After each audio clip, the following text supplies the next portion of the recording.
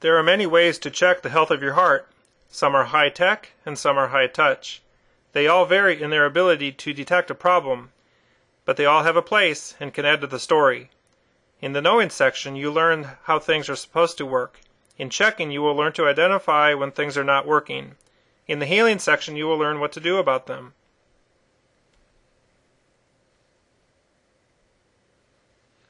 Are you at risk for heart disease? You could be at risk and not even know it. Most of us think that someone else will have a heart attack, but not me. Heart disease does not discriminate. It attacks men and women, athletes, the rich and powerful, old and young, entertainers, and it could affect you. Sergei Grinkov was a gold medal Russian figure skater, the picture of health and fitness, and he died of a massive heart attack at the age of 28. Darryl Kyle was a pitcher for the St. Louis Cardinals. He died of a blockage in his coronary artery at age 33. Yes, even women. Florence Griffith Joyner died of a heart attack or a heart seizure at age 33.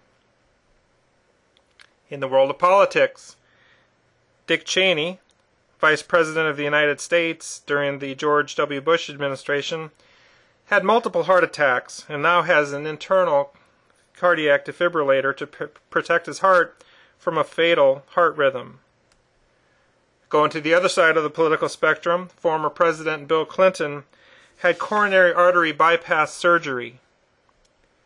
And finally, the most recent example is Tim Russert, a family man, a man of faith, and a man that was beloved, died of a heart attack. So the key to preventing these things is to get as clear a picture as possible of your risk.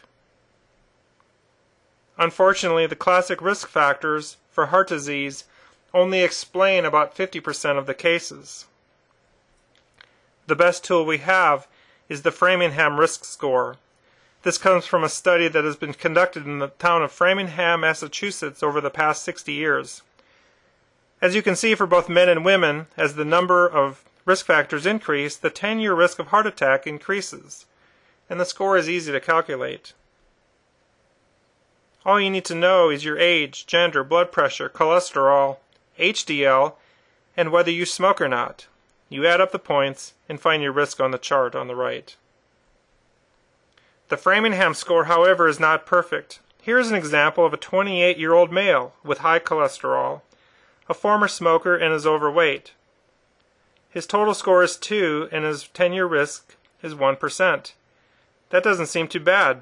I might take those odds. It is probably not a call to action for him, but remember, he is young. As he ages, that score is going to go up. By the time he's 50, his score is literally going to be off the charts. Here's another one. Here's a 54-year-old female with diabetes, high triglycerides, and is obese. Her score is 2%. The reason is that diabetes, triglycerides, and obesity are not part of the equation. Finally, here is a 62-year-old man who has already experienced cardiac arrest, has had a heart attack, and has congestive heart failure. His total score is 8%. That seems kind of low. This is because this score is designed for someone who does not yet have heart disease. The statistics are alarming. The first sign of heart disease is death in 50% of the cases. Clearly, that is not a good way to learn of your condition. 2 out of 3 heart attacks occur in a vessel that is less than 50% blocked. And it takes a 70% blockage to flunk your stress test. So passing your stress test does not mean you're out of the woods. So we need to attack heart disease before it attacks us.